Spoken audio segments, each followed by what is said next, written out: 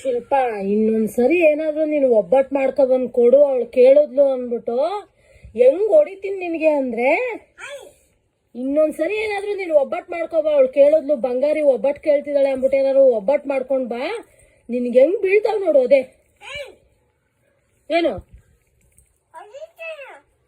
ಹೆಂಗ್ ಕೊಡ್ತಿ?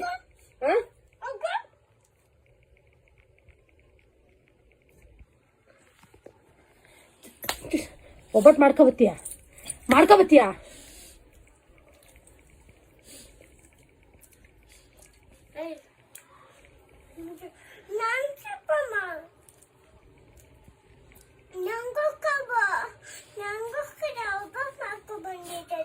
ಹಾ